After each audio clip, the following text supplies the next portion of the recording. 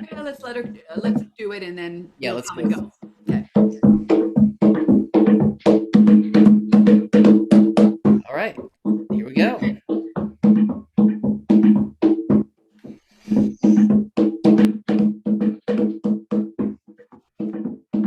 Welcome, everybody. So good to see you. Hi. You can grab a drum and stay on mute and play along with Jana. Welcome. Welcome back, Jens. Welcome, Tony. Great to see you. Hello, everybody. Susan, hey Jens, Roxanne, welcome. Bev, Kim, Jean, Arista. You can put where you're from if you'd like. You can rename up in the right corner or in the corner, 3 dots on your screen. It's fun to see where everybody's coming in from today.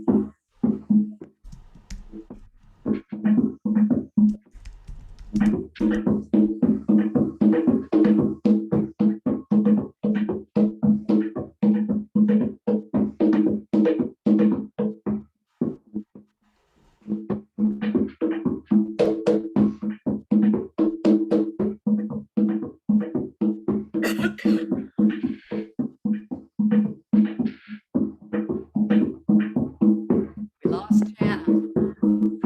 Ah, there she is.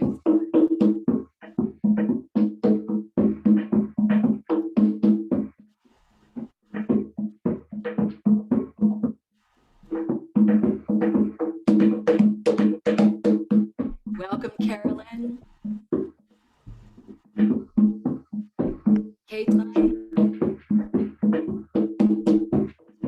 Raylene, welcome. Good to see you. Hey, Kim, way out in Wyoming.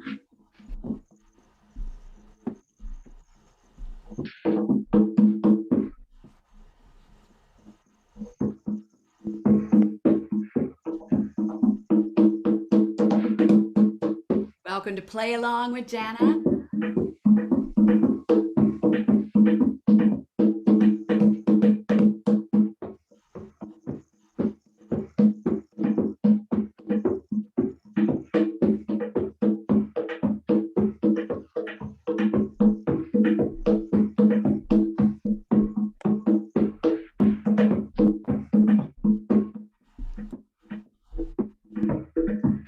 I'm trying to see everybody.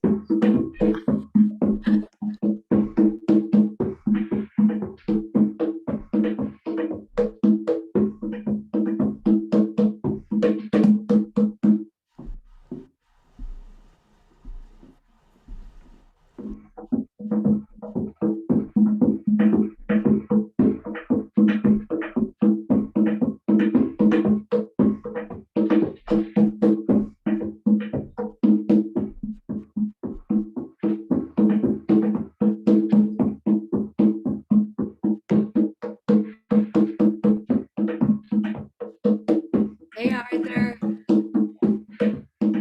Welcome.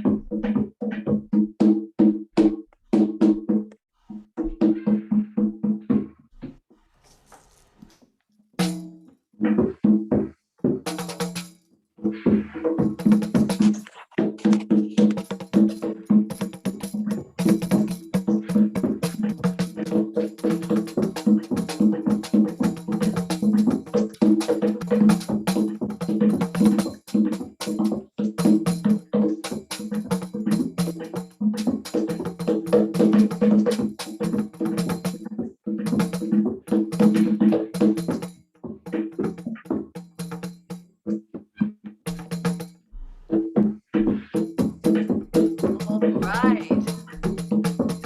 Like we have a good group here.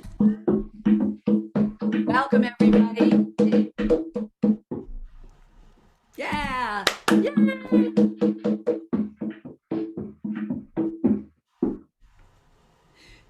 Okay. Hey, Hey, Jana, your Can you picture hear me? keeps, Can you hear me? I can. Your picture keeps coming and going. Do you know why? I don't. We didn't have a problem before. Um, No, it was good. what about now? Now it's good. Whatever. Oh, now it's gone. Now it's Uh, there. I don't know what to do about that. Well, we might just have you keep on talking. It's a curious thing. I actually have been having technical difficulties all day, and I don't want to make that an excuse, but I have been having technical difficulties all day. Wait a minute, is that Arthur Lopez? What? Indeed. Oh, Woohoo! You never know we'll who have you're going to to later. find here. I wondered if I knew anybody on here. Oh, sure. I'm sure you will. It's a lot of folks going, Hmm. hey, Diana. He's just coming in. So, welcome everybody to Music Alive. We're so happy that you're here to join us today. I'm Mary Kanish, and I'm going to turn it over to Mike to do kind of a quick tech intro. My partner in Music Alive for the past year, Mike. Oh my goodness. It's Holy been a year cow. indeed. Been a Yes, year indeed. And Mike is going to do a little bit of a tech overview, and then I'll introduce Jana, and then we're off and running. absolutely. And I'll just go ahead and mention it right now as well. Mary and I are have put together a training to teach about everything we've learned about working in this format. So we'll tell you more about that at the end. For right now, just keep in mind you can rename yourself if you click in the little box where your face is. In the upper right there, you'll see three little dots, and you'll be able to rename yourself. It's nice to see where people are, different things like that. Um, the mute and unmute button, we won't really need that much during this session, but that's usually in the bottom left. There's also a chat button, usually at the bottom or the top. And if you have questions as we go, feel free to type them in the chat, and we might not interrupt Jana or ask them right then, but we'll circle back around. There'll be plenty of time for questions, I think. And then finally, just keep in mind that you can change your view at any time. So right now I'm in gallery view, so I'm seeing everybody. And that's part of the fun for me, part of the connection. But you might also want to just see Jana Broder as she's speaking. So you can switch, that's in the upper right. You'll see the words view, gallery view, or speaker view. And you can click there to switch back and forth and change your view at any time. You're always in control of that. Thanks very much. Thank you so much, Mike. And so, Music Alive has been a series dedicated over the past year to people in the field, and actually, it started with people I knew in the field working with seniors and all different kinds of senior communities. And we really wanted to be of service to this community in particular. When COVID struck and isolation was such a huge part of what's taking place for all of us. Hi, Denise. Welcome.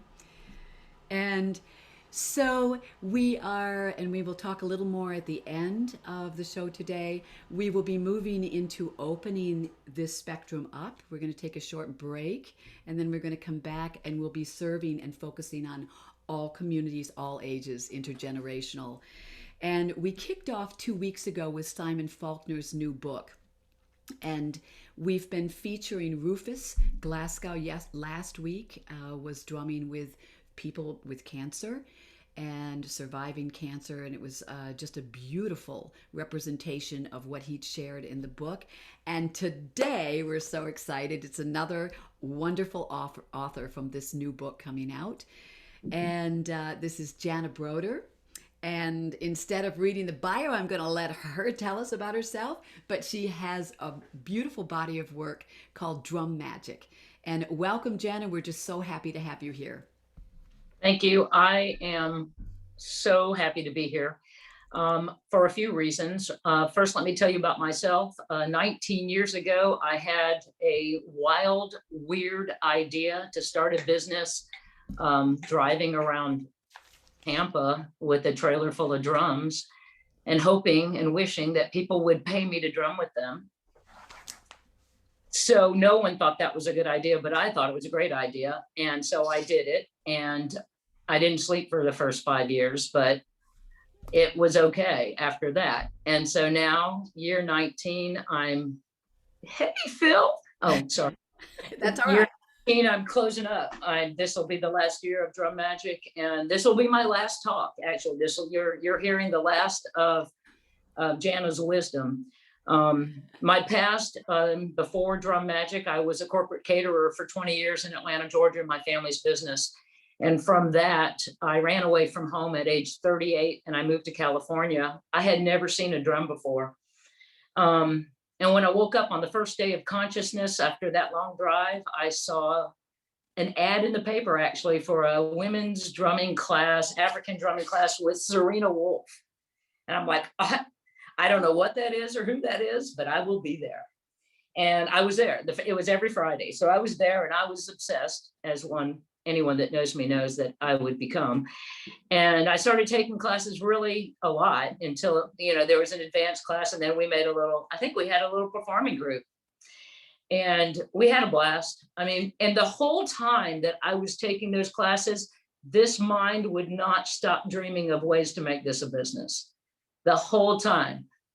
I just couldn't stop thinking about how to make money doing this. And Zarina was a teacher. I didn't want to do that. I didn't want to be a drum teacher because, like, what do I know? And I didn't even want to pretend that I know something. So I never even thought in those respects that I would be a drum teacher. I didn't even feel qualified to be one. So I moved on to thinking that all I wanted people to do was to feel what I felt the first time.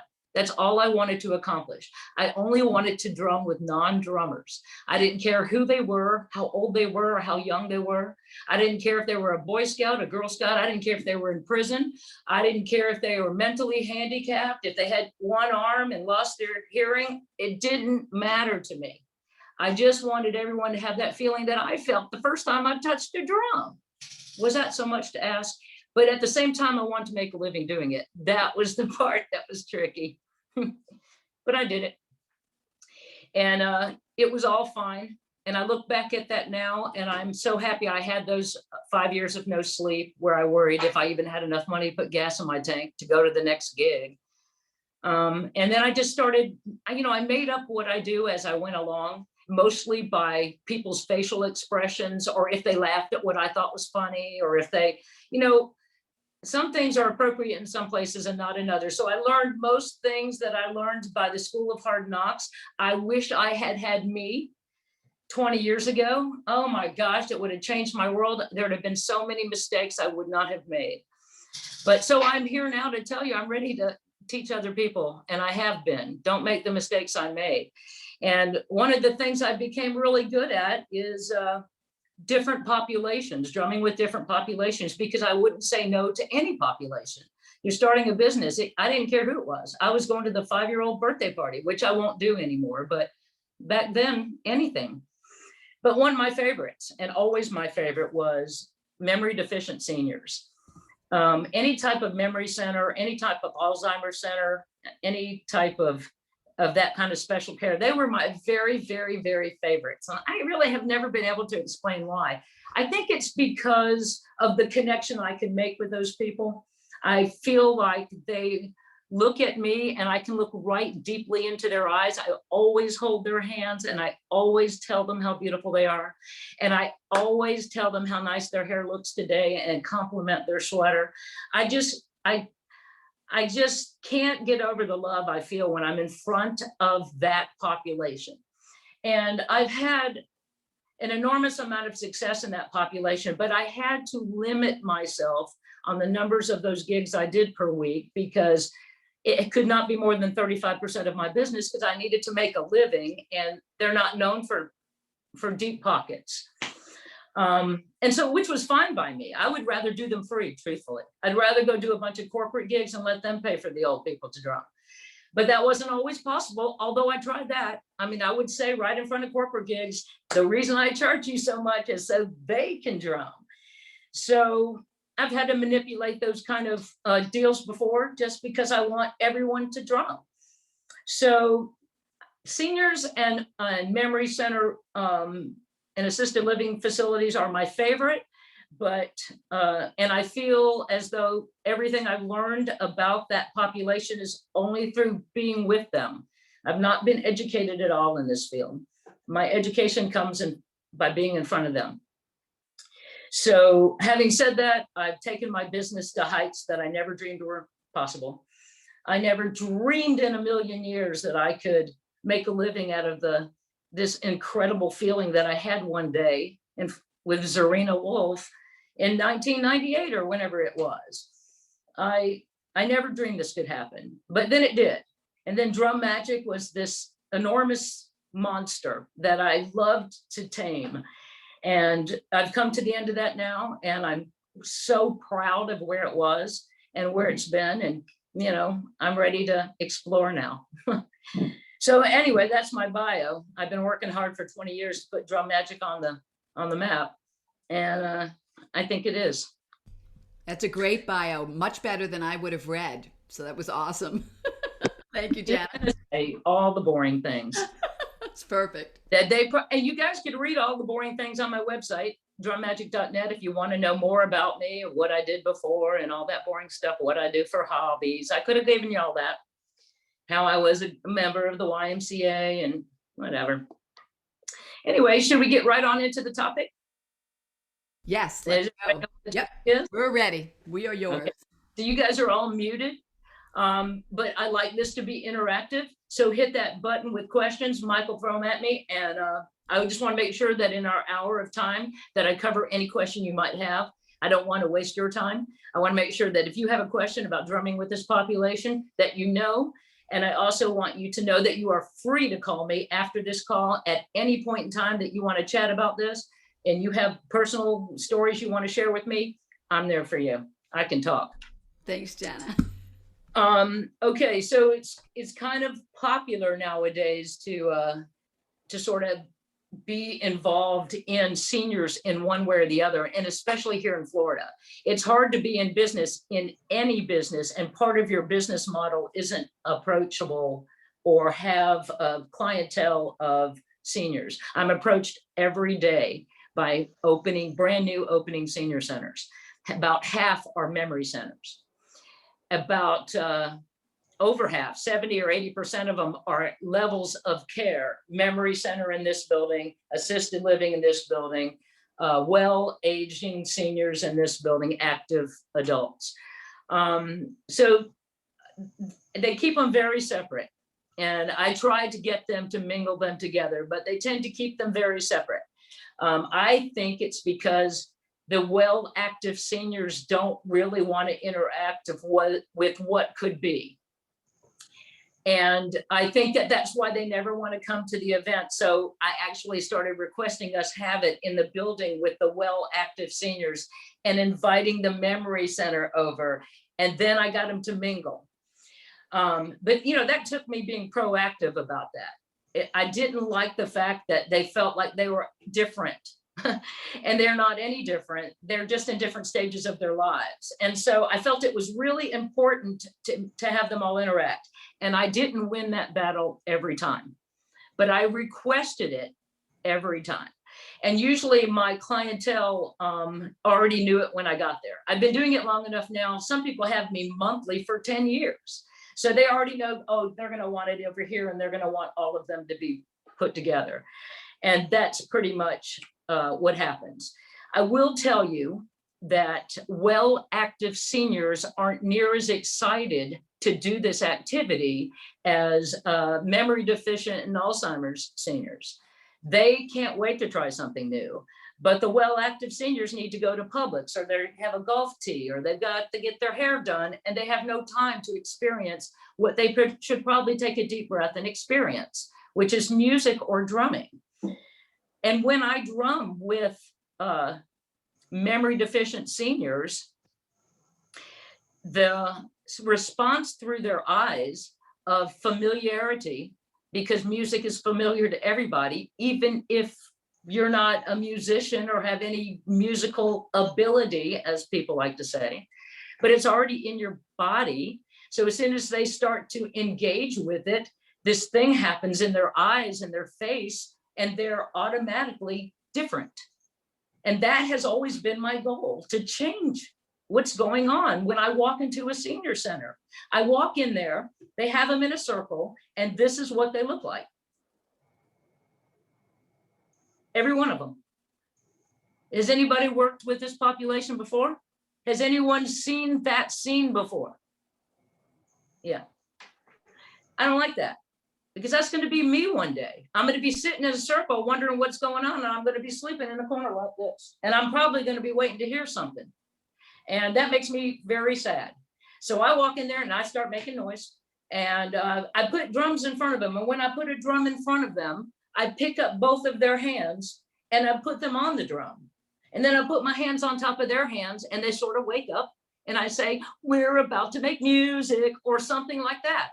And then I go to the next person, I get a drum and I put it in front, I make a big deal out of this. Has anybody on the screen ever seen me do this before? So you know, so you've seen it happen, right, Arthur? You walk in, all of a sudden they come to life. They come to life because you put a drum in front of them, you woke them up with their hands. And most of their comments are kind of funny. Like I had one guy say, I'll take some coffee. And I had somebody else say, what do we do with that? And this is a place I go to every month for 10 years. And he's drummed with me every month in 10 years. What are we doing with this? They has no idea he's ever done it before, which I love. It's like their first time every time. So they enjoy it like I did my first time every single time. So I love that familiarity too. And I've had experiences where it's brought back memories from their past. The music has, kind of like it does us. You know, you hear a song kind of nostalgic and you start crying, you wonder why you're crying. I know I don't seem like that kind of person, but I am. But with the seniors, you can tell. I was doing a drum circle once, and the caretaker came in with this memory care person. I think there were 30 or 35 people in the drum circle. And I started to sing and do my thing. And I just kept noticing this one person in a wheelchair crying. The whole session was crying. And my first instinct was to fix it. You know, I don't want them to cry. I want to be happy. So I'm over there trying to do a little jig. She's just crying away. And then I think I don't need to spend too much attention on this. And I go around to everybody as I do, and I'm singing and I'm drumming. And we went through many songs. She cried the whole time. She cried the whole session, which was tearing my heart out. I didn't know if they were happy tears or what kind of, or maybe she cries all the time. I mean, that is something that happens. So after it was all over and they were rolling or carrying or walking their people out, I stopped the caretaker of this particular person because I just had to know. And I said, why was she crying? I mean, I didn't want to, yeah, I just thought I was just concerned about her. You know, was she okay? And she said that that woman had been an African missionary for 20 years back in her past. And every song I sang reminded her of that time. And those were happy tears. And so then I cried for like 15 minutes. I couldn't do a thing because I was bawling my eyes out. So we cried together. But the songs I was singing were reminding her of those days. And I don't even know that she knew she was in a drum circle in Tampa, Florida.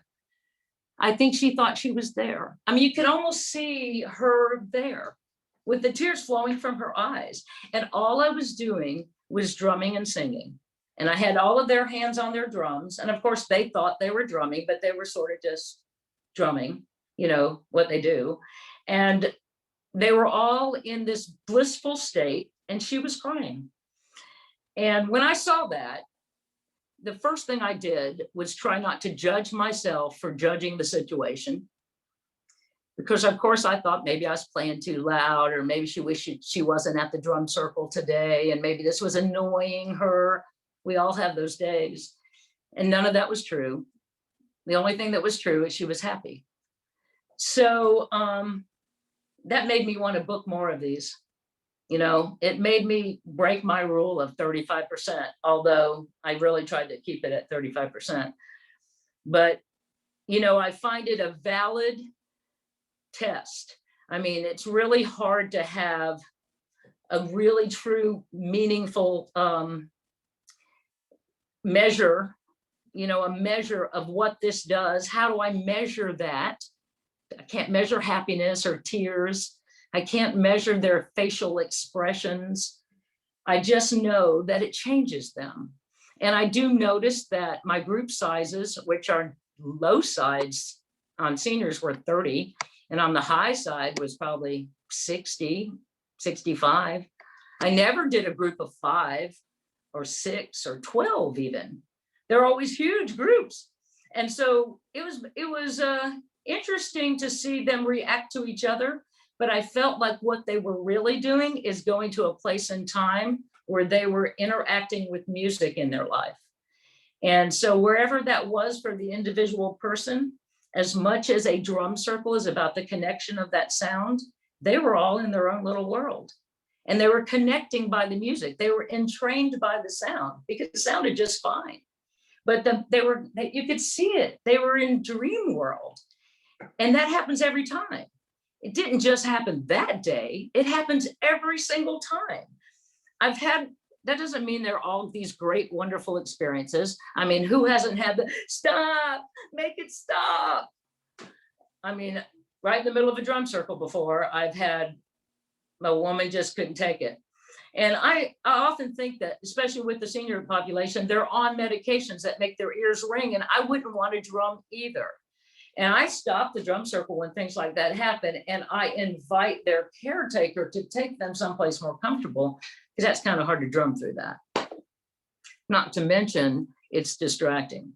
And I've actually told people before I get there for my first time, make certain that any sound sensitive people are not there, or they understand what we're doing. And we don't play loud. I don't play loud. No one plays loud. We just play. And there's nothing quiet about playing. Hey, Lulu. So that's the thing. When I walk into a memory center, I check in. Now it's very different, but just pretend it was pre-COVID. I check in and I have fairly high expectations because I've been there before. There's no new, I don't generally go to a new place anymore. And now I won't be going any place anymore, but I've already been there. So generally speaking, there's either a laundry cart or something sitting right outside waiting for my arrival. And I put the drums and all the percussion in it, roll it right inside. Lots of times the people have already brought their clients out and they're already in their great big circle, just waiting for my arrival. Sometimes they haven't gotten them yet, but everyone's a little bit different. If they're already in the circle, they're all sleeping. They're all just sitting there, silent. It's totally silent. So it's my job to change that. So that's when I start putting the drums in front of them, putting their hands on the drums to tell them how beautiful they are and complimenting their hair. And then I just go ahead and get my drum and I have them rub their hands together, and they rub their hands, and I have them put their hands up in the air, and they open and close their hands, shake their hands out, splash their neighbors. I have all kinds of little things I have them do. And then I have them take their hands and put their hands on the drum and push down just a little bit. And then I start, and then I tell them to join in with me. And next thing you know, we're all drumming. They were sleeping when I started. Their heads were down, their hands are on the drums, and now they're all drumming within minutes. Nope, seconds, within seconds. So then they're all drumming. And then I start singing. And then they start singing, whether they know it or not, they just start singing. The ones that I go to time after time after time, every month, they sing every word to every song. And I don't sing, the only English song I sing is You Are My Sunshine. All the rest are African songs. And they sing them Shoshalosa like it's part of their world, because they've heard it so many times. One time I was at a place and there was this lady named Lola Norton, and she always had a purse clutched under her arm like this. And we understood the purse had one key in it. That's all it had. And she didn't even know what the key went to. And Lola was 102, I think, or 100 and something. She was over 100. And she drummed like this, you know, because she wouldn't put the purse down. So she drummed like this when she drummed. And I drummed with her every month. And they told me, they always would tell me Lola is nonverbal. She doesn't speak to anybody. She doesn't talk to anybody. She's nonverbal. And Arthur, I don't know if you were there during this particular case, but I think you might have gone to this senior center with me. So Lola sat in the corner by herself because Lola was 100 something and she was the queen of the whole place. And I put a drum in front of her and I put her hands on it. She clutches her purse. She's going to drum like this. And I start singing the most complicated words I know, which is the Shoshalosa. It's hard to sing that song if you haven't heard it ad nauseum and you've already gotten used to singing it. And Lola is mouthing the words perfectly. And I went and got the director of the senior center. I said, just watch this. Watch this. She's singing Shoshalosa. And she was singing it Shoshalosa. And I was freaking out.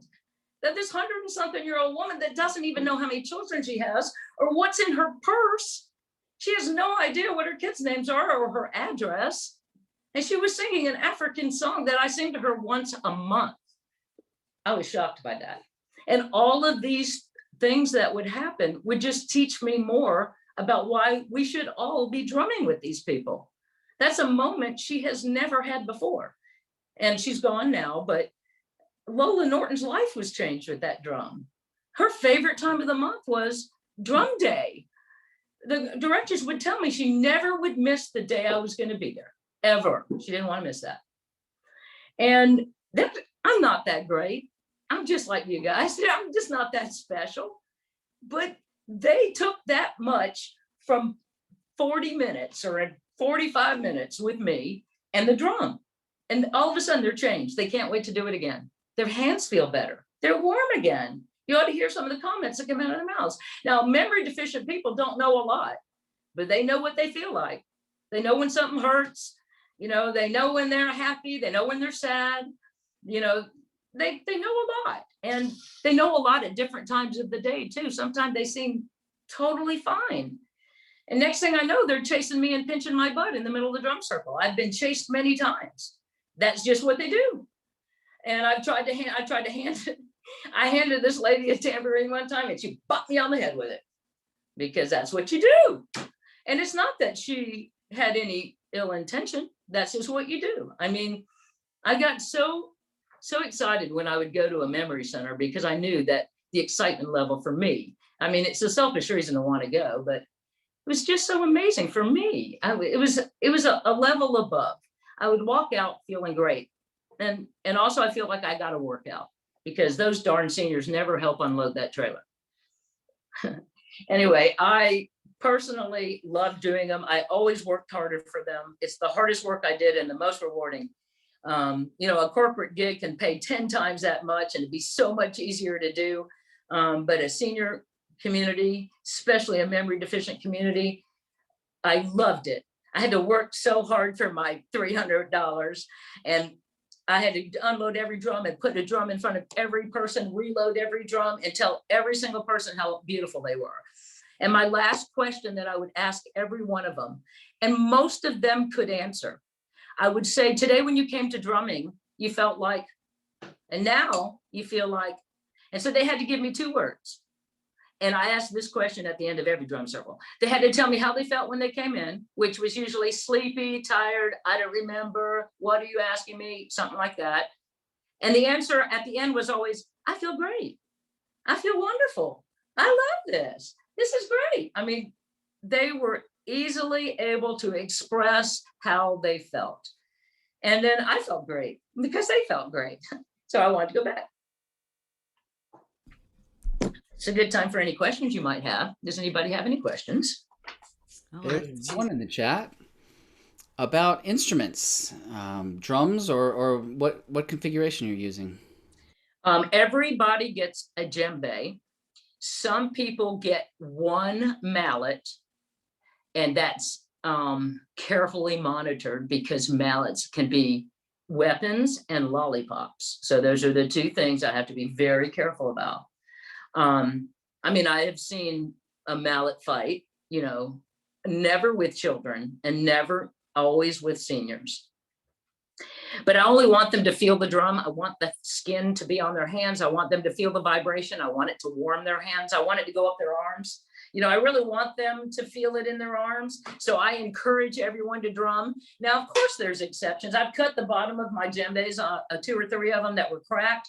And now I put those in the laps of wheelchair people. And I take 2 bungee cords and strap them on, give them 1 mallet. Never do I give someone 2 mallets. And they really have to convince me they need them out before they get one. So it's all djembes. I have tambourines. I have shakers. And some people you got to give that to because they can't move their hands or they have other reasons, but everybody gets something. What else do I have, Arthur? I thought you were going to show me because I don't know what you said. He's going to show me. Wait, show me. All right, never mind. But you know, I do give out things, but I try not to. I will tell you that. That's the last resort. I could send out all hand percussion, but that's not me. You know, I want them to feel the drums. So that's how I do it. I don't know that anybody else does it that way, and I'm not certainly suggesting that everyone does it that way, but that's how I do it. It's been very successful. And And so for most of the participants, the drums are just sitting flat on the floor. They're not holding the way we might traditionally hold a djembe. Is that correct? totally correct. As a matter of fact, tilting the drum doesn't even come up. I don't even mention it, but I will tell you, if we put one on the seat of a wheelchair, those people are louder. So it does add a little depth to the sound. And then every once in a while, one of the children of the seniors will happen to be there and they'll tilt it. And all of the staff that are sitting in, they tilt it, but the seniors don't tilt it. I don't even bring it up. Don't even talk about it because they fall over. Any other questions yet before I head on? Yeah, what size djembe, Susan asks, and is it on a stand or the floor? That was answered, but what size are you generally using, Jana? I have a very standard size. My entire fleet is the very same size Ghana drum. I don't know what size it is. You can look on my website. Okay. Every single drum circle you've ever seen has that drum in it. I want to say it's, Phil, do you know what size my drum is? It's You're like right. 12-inch? It might be. I don't know how 12 to tall it 13 inch. is. Yeah, It's a that's good. small Yeah. Ghana drum. Okay. And it's light. It's light for me. They're not carrying them. Okay. I'm carrying them. So I actually switched to that drum, had handles put on them. I carry 4 at a time. They're light. But yeah, that's the size. I use an all goat skin. I don't use anything but goat. Super. Anybody else?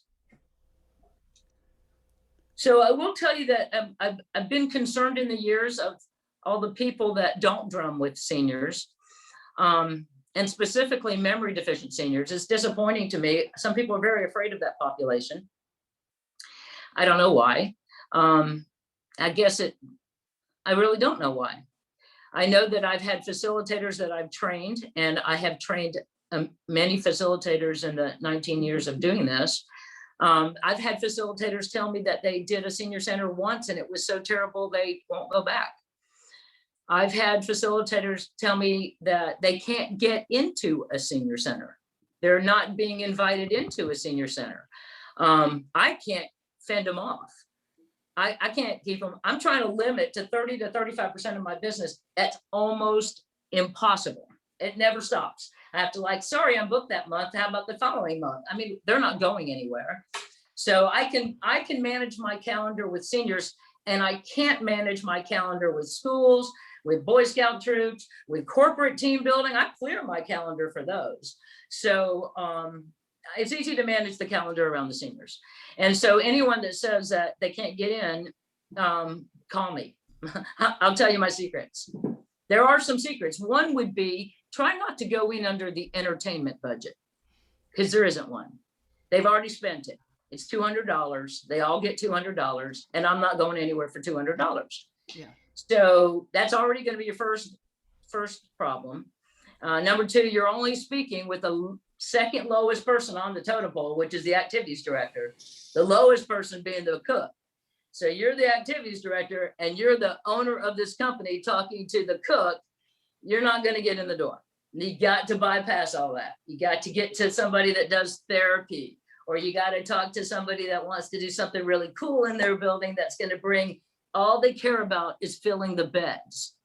They want you to have something exclusive to do with their memory center, because that's what's going to get the children of those people to say, I want you to go in there. They drum.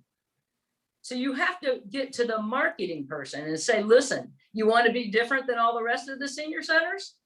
Have a drum circle every month. Invite the families. Take videos and pictures. And they'll all go, yeah, that's a good idea. And that's what they do. And now I can't fend them off. So that's not great. Hey, Jana, there's a couple questions about, and you just addressed some of it, about budget.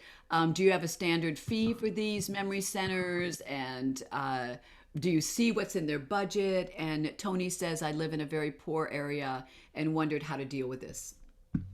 Okay, those are all great questions. And I have come about them in many ways. I will tell you that the poor seniors need to drum and they have no money. do them for free, and only do them every once in a while, but do it at least one time for free. I mean, I used to charge just a minimal amount for those. And then it got so minimal. Like I remember one place they would count the money in the, if they had a snack area, and when they had enough cash, they would call me, and it was like so embarrassing. I don't want your quarters. And I don't like when my heart hurts, I can't do it. So I really got to the place, and not in my first 5 years, because I was still trying to make money. I really got in the place where I'd say, listen, here's what I want to tell you. This month, you're free. You're going to be free this month. I had a great month. And this is a true statement. Every single month, I pick one to give away for free. I look and see how my month is going. And if I make my goals, I'll get one free. I mean, it doesn't cost me anything but some gas. And I'll look at the happiness factor. So I would pick one that I knew couldn't afford me, but they were doing it anyway. And so I wouldn't tell them. I would just hand them their invoice, and it would say 0 on it. And I wouldn't even be there when they opened it. I mean, usually I would hand it to them folded, I'd hand it to them and I'd go about my business, and then I would leave, and then I'd get an email later. But I don't like to charge the poor ones, because let them buy some food or something, it doesn't feel right. And a lot of times I could find a sponsor. I have enough people in the world that I know now, after all these years of doing this. I would say I have a senior center and they're poor and they can't afford me, and they would just pay for it. I mean, there are those people out there that just can't stand it, just like we can't stand it when they're not getting a fair chance to do these fun things. So lots of family members of those seniors also want to do something and don't know what to do. I've had family members say, I just don't know how to help. And I say, buy them a drum circle. That's how you can help. Pay for a drum circle. I'll go out there, make them all happy for an hour. When have you ever done that? So then they buy them a drum circle. So there's a bunch of ways to skin the cat about money. I don't leave. If I'm doing a paying gig, my rig doesn't go in reverse for under $300. If not, it's for free. Anything about that different than that is for free. If they're a regular customer that books multiples, that's an exception, because they booked one a month. I give them a discount at $250 instead of $300. They pay $250 a month because they're regulars. They have to book at least 6 in advance in order to get that deal. But I charge $300 to put my car in reverse. That's it. I was not that way when I started. My first drum circle, I did $50. $50 was a senior center drum circle, was $50. And then at the end of the month, I couldn't pay my bills. As a matter of fact, I was in the red, and I thought, they gotta pay more than $50. It didn't even take any accounting degree. All it took was me looking at my balance and how many times I've drummed and don't have any money. So I raised my prices. And then I decided that, okay, I've graduated from seniors. I'm going to try to get into another population. So what was an easy one to get into? Youth detention centers, prisons. They don't get anything, especially youth detention centers. Spent a lot of time in youth detention centers. They also don't have any money. Same exact deal. If they booked them every month, I gave them a deal. If not, $300. Well, we don't have, that's all I got. I got for you $300. And then you know what? They always figured it out. They always seem to figure it out, because those youth detention centers, the people that work there will do anything to have a guest. Anything. They'll do anything. They'll do anything so that you're the attention and they're not. And I love to drum with them. They're great drummers. Did anybody out here get to go to a youth detention center with me? Arthur? No. Phil? Did you go to one with me? Yes. So questions? I'm throwing a lot of stuff out there. There is a question. How many drums do you show up with? John asks. John, I have a trailer that's connected to my Jeep, and it's filled. I think there might be 160 in there now, 150, I don't know. There's some out for repair. I lent 10 out to somebody. There's well over 100 in my trailer at all times. And I don't care if they have 30 people, the 100 drums are here. If they say, oh my gosh, we invited the families, fine, I'll go get some more. Oh, but then they invited their kids. Fine, I'll go get some more. I'm never out of drums. I don't let that happen. That doesn't happen. That's great. And I got a big bucket of amp percussion and tons of frame drums, just in case. That's wonderful. So I'm curious, and my wife asked the same thing. So do you leave them in the trailer? How do you care for the drums? The drums live in the trailer. They're all friends. In They've been Florida. together many years. I think they know each other's names because they trick me sometimes. The heat doesn't bother them. I assume the goats lived outside in the sun too, but they're not in the sun. They're in the trailer, which is hot. I never have my fleet drums tuned because that would be ridiculous. So all those people screaming at me like that. So that I keep the skins kind of light anyway, a little bit bouncy. Yeah. And I wipe them down with a disinfectant wipe twice a day, and they're fine. They live in the trailer. And when I get home and I need to go out, I unhook the trailer and I got my car back. I mean, I never take the drums and put them in my house. They're not in my garage. They're in the trailer. And the trailer is a rolling billboard. The trailer is a rolling billboard. So everywhere it goes, so does my phone number. And a picture of people drumming. Yes, Mike. That's a great point too. You were wiping down the instruments and caring for this population in this way long before COVID, and I think that's a really great technology to be teaching in general, even absent of COVID. That Right. it's an important consideration if you're using these same instruments, especially when you go into a senior center or a nursing home. Or how about a daycare? Because they're not full of boogers. I actually hand out the wipes and have them do it. Oh, that's They go, great. that's hard to do because they get too into it and then they're too wet. I like a quick swipe and I'm out. But they like to scrub all the sides and stuff. But I hand them out. I want everyone that's taking pictures to see a bucket of wipes and wipes. I want everyone to see it because when somebody gets a booger, it's not going to be on my drum. So I have no problem. And this COVID thing has done a little too much wiping, and I noticed I'm getting some cracked heads now. Never had cracked heads like this before, so whatever. I wondered. I can give you a list of things the COVID thing has done, but cracking heads is one. Well, I'll add one bit. I do know in general when we're wiping down instruments, it's always best to put something on the cloth and then wipe it down, not to put. No, these are coming straight out of the bucket. They're wet. They're actually disinfectant wipes. They say Clorox on them. I mean, I'm really doing that for lots of reasons, but the reason is because I want everyone to see this is what you're wiping your drum with. Yeah. So yeah. Susan asks, did you get corporate sponsoring to purchase the instruments? No. So that was No. all out of you were building inventory. Well, when I was as you went building along. I wrote one grant for $3,000, got my first 30 drums. 33 drums to be exact. And then I had this brilliant idea. This guy comes up to me and he says, I really want to buy that drum. And I'm like, I don't have enough drums as it is. So I sold it to him for twice as much as I paid for it. And I bought 2. And then a guy comes up to me and says, I want to buy a drum for my wife and myself. I like those 2. And I'm like, nah. I sold them for twice as much as I paid for them. And I bought 4. And then the next guy wanted to buy for the whole family. Johnny and Sally and mom and dad, and we wanted 4 of them. So I bought 8 with that money. And that's how I got so many. I didn't have any money when I started Drum Magic. All I had was this grand idea. So that's how I did it. That's awesome.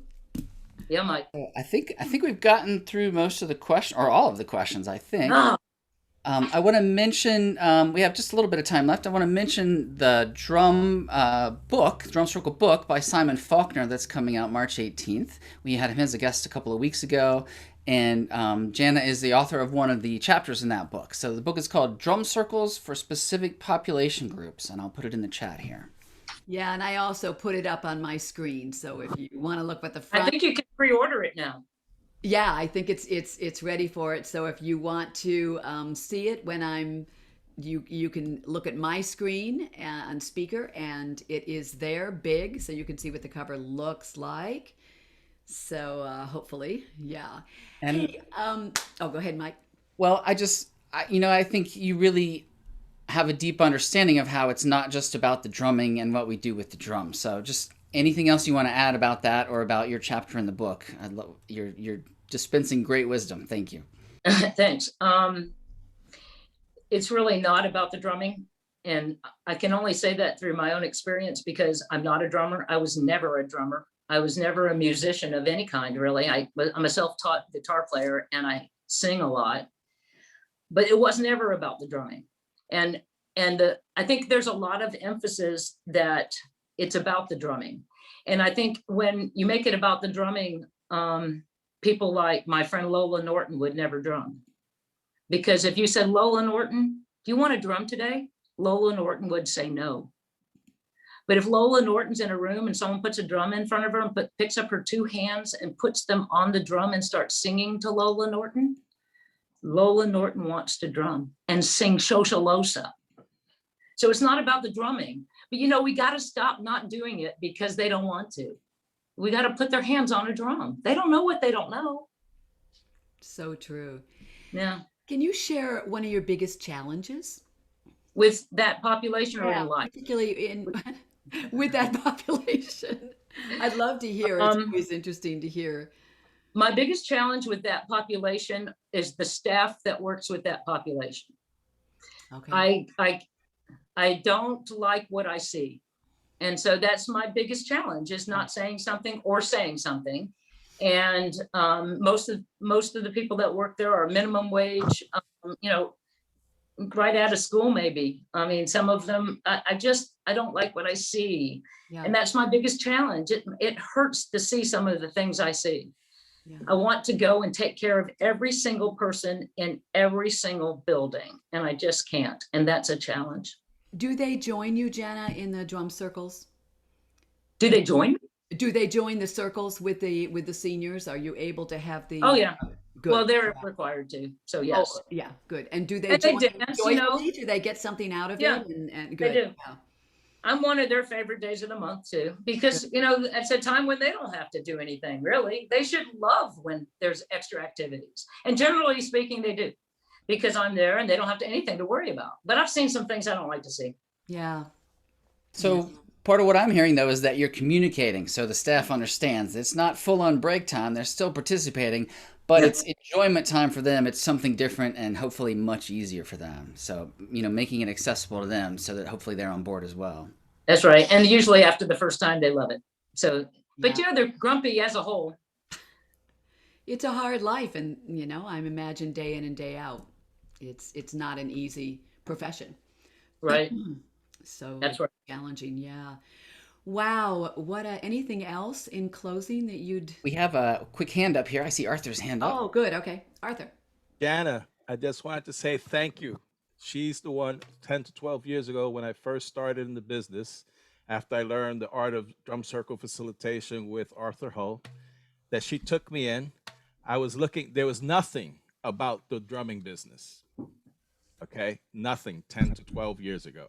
So I had scanned for 2 hours on the internet, Google, and it was turning to be about 4 o'clock, 5 o'clock. And I found hers where she had done a seminar. So she wasn't even doing it. It had already passed, years passed. And I said, please, I'm willing to buy anything that you have with regards to the business of drum circle facilitation. And it's 5:30 in the morning. And I go heading towards the bed, and I hear ding. And I said, whoa. She's up already. 5:30 in the morning, she's responding. And not only was she so generous in what she did for me, because I just wanted material and get up to date, she said to me, you're not going to learn anything really as much from any of the books that I could send you. So I want you to think about coming over here for a week or two and basically shadowing me and going through all her paces with what she did. And the first things that she did were the assisted living facilities. Everything she said about it is true. That is why I currently, my major, 90% of my clientele is assisted living facilities. It is far the most rewarding experience, as you said. You're my man. When they wheel these people in, it's as if they brought them in to take a nap in your session, literally. And, then you get to energize them, revive them, and you bring them back to reality, and they're present and with you. So, Jana, I just wanted to thank you for that. And I have still continued to do so. And I still thank you for even You're quite welcome, Arthur. I remember our time together fondly. It was great. The best experience I ever had. Yeah, me too. That is all right. Beautiful. Thanks, Arthur. There are 2 more questions, Jana. I'm here for you. Susan says, or Lulu says, what about now, Jana? Are you doing anything online with seniors? No, I can't do hokey. And what would I do with seniors online? Also, Lulu, I'm closing my business. I'm at the end of my drum circle. I'm selling my house and buying an RV and Doing traveling. that whole thing. Woohoo! Yeah. Yeah. Susan says, do you have any other pearls of wisdom for someone just beginning to work with this population? Yes. Who's Susan? Where are you? Hold up your hand. Susan, show up, show yourself. Susan, listen, go follow someone that's doing it. Go in the room and watch someone else do it. It's really easy to make a mistake your first time. And I would just go follow somebody for a week or go follow somebody for a month. And I don't know who's doing it now because of COVID, but find someone. And if I was still doing it, I'd say, come to Tampa and follow me for a week and you'll know in a week. You'll know how to do it in a week, but don't just walk in because you can't undo that first time. Yeah. It's hard to undo it because then they didn't really like it. Then you can't get back in there.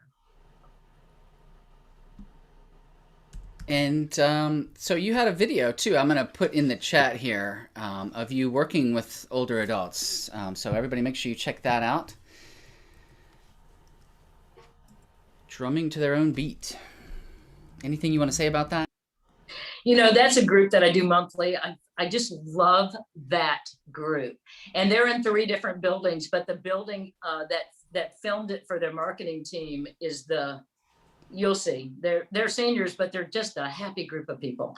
And they were just so happy they were going to be on television. They see a camera, we're going to be on television. Yay. That's awesome. You watch that video, Great. it's really short. It was a marketing video for them. And they just asked if I minded that they did it. And I'm like, after I saw it, I said, are you kidding me? Did I mind? That one's going to make me money. I didn't tell them that, and it did. I sold, unfortunately, a ton more senior centers as a result. It's a great video. It's wonderful. Thank you. Everybody check it out. It's really quite super. Jana, thank you so much. Let's give her a, wow, that You're was welcome. just beautiful. You're welcome. I love that. Okay, well, yeah, I know. That is one thing we learned, Jana, is we get to go, yay! So thank you, thank you. Let's see, Mike. All right, so we have some housekeeping. As usual, donations, we lovingly and gratefully accept donations at the Music for People site to keep this program funded. And we are actually going to be taking a break. We've been doing this program for a year now. And as I said at the beginning of this session, we have focused on seniors and senior populations for the past year. And there are some amazing videos in the library, some amazing presenters. So please check out our online resource library that we will leave up for you for coming years. That was really our goal, was if you couldn't make these sessions, you always can go back and check out, and there are amazing ideas for you there. We will pick up again at the end of April, and when we do, we will open the focus now, so we are going intergenerational and all populations serving. We will have things in early childhood, things at university level. We'll have people working in all different communities. So we are very excited about expanding and seeing where we go for the next year. Mike? And we're excited about teaching what we've learned. Mary and I have both been teaching online since before the lockdown, and you know, she's been training people for decades. So between us, we have about probably 50 years experience of teaching and training, we figured out the other day. And so we're going to share everything we've learned about how to work in this online format at this training. And I'll put all these links in the chat. It's a lot, I know. There's a way to save the chat if you don't know that. If you open the chat, and at the bottom right, you'll see, again, the 3 little dots. And you can click the button to save the chat. Let me put the rest of these links in here. But we have a training to teach you how to create your own wellness events online. So if you want to work with older adults, if you want to work with any population, we're going to teach you how to create programs for those populations. We're going to teach you fun and easy games you can use right away, and you're going to learn all about the Zoom platform and have time to experience and practice what we all learned together in the training. So we would love to see you there. Great, thanks, Mike. And also, the organization Music for People is one that I've worked with for 30 years. And it's self-expression through music, improvisation, and drumming is a huge part of that. We have an offshoot of that called Fill Your Home with Music. If you just want to get together and make music online, we started to connect the disconnected early on when we started Music Alive a year ago. So we're doing it now once a month. It's Irene Ferrer and Cleona from Switzerland and myself. And that will be March 27th, I believe. Yes, March 27th, Saturday. So we will have a session then if you're interested. And I think Mike put that in the chat. Those are our upcoming events. I think, Mike, that does it for us. And we're Yes. and you have an idea. So is Well, that I know I met Jana 10 or 11 years ago, and you just inspired the heck out of me. And in our community, in the Drum Circle Facilitators Guild, and just this community at large, like Jana has been spoken about kind of as like the standard to which we all want to measure up, both in terms of success, but in terms of the number of programs she's doing, the number of lives that she's having a positive impact on. So, for those of you who came in late, didn't hear, she's selling her house. She's going to be selling her drums in Florida soon and moving on to other things. And this is really the last interview about this topic that she's giving for a while. So I'd love to just give her a standing ovation and open your mics and just give some applause and some thank you. Wow. Yeah. Thank you. Thank you. Yeah. Thank you for sharing your wisdom with us. What a Thank you. wonderful treat. Oh my God. All the best. And Wow. You will be 18 years of missed. service is just beyond. So thank you so much, Jana. Yeah. Thank you Wow, so I much. can't believe you're stopping. Thank you so much. Thank you. That was beautiful. Happy Jana. trails. Yes. Happy trails, everyone. We'll be back in April, and Mary will email you the next set of guests in our lineup, and we'd love to see you again. Thanks. And John, if you've got a question with I see, yeah, thanks everybody. John wrote, I just tried the Facebook link and it does not work. Oh, So thanks, John. I don't know whether, Just use the Eventbrite part. the event. So Mike, we might need to adjust that. Hey, everybody. Can I say one more thing? Oh, sure. Of course. So there is a trailer filled with drums, and it has tons of hand percussion and microphone and speakers. It's a party ready to happen. I'm not selling the business, the name, or the websites. I'm just selling a trailer full of drums. The Actually, what party it in action. all it is a ready-made drum circle facilitators kit. So if anybody's interested, I'm guessing it'll be gone soon. I started putting the word out a week ago and there's a ton of interest, but first person that comes out with the money, it's theirs, and I might deliver it. Is it drummagic.net? How do they reach you? There's someone in Florida who's interested right here today. Drum that are, I'm happy to give you my phone number, everyone. Area code 813-361-4667. And I'm an early bird, so do not text me after. Me too. Hey, Jana, thank you so much. Thank you for closing this part of our series. And we hope to see you all at the end of April. Please enjoy yourselves, and we will be in touch via the newsletter. So you will get that. So you'll see what's kind of going on in between. And join us for the training if you're interested in setting out and trying this yourself with different groups. Anything else, Mike? No, it's so great to see you all. We have brand new faces and I faces know. I don't get to see very often. It's just such a pleasure. Thank you. Thanks so much, everybody. Jana, thank Hey, you. Wow, what a You're beautiful, welcome. Good to beautiful see session. everybody. that was Bye, so Great to great. see you, Bye, Jana. Jana. Bye. Come to Bye. British Take care. Columbia sometime. I will when they let me in. Thanks. Yeah, right. I know. We'll come to Canada as soon as we can get in. Yeah. Yeah, we're all coming, Lulu. We're all We gonna can't all get coming, there look. either. We're all ready to go. Well, and we can't go to you either. It's just crazy. I know. Soon, it is. soon.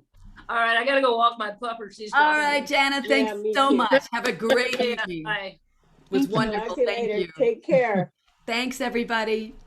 Bye, Thanks, Jana. you, thanks Mary. Raylene, for Thank coming. you. Thanks, Bye, Mike. Kim. Thank Join us you. again. Thanks, Susan That and was Carolyn. so great. That was great. And John. It was so much fun. It was Yay. great. Thank you.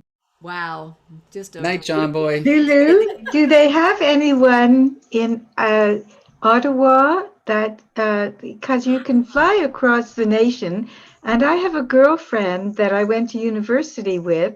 She has Alzheimer's and she's in Spittsville, which is just outside of Ottawa. I know, I'm from there. And this program was enlightening to me because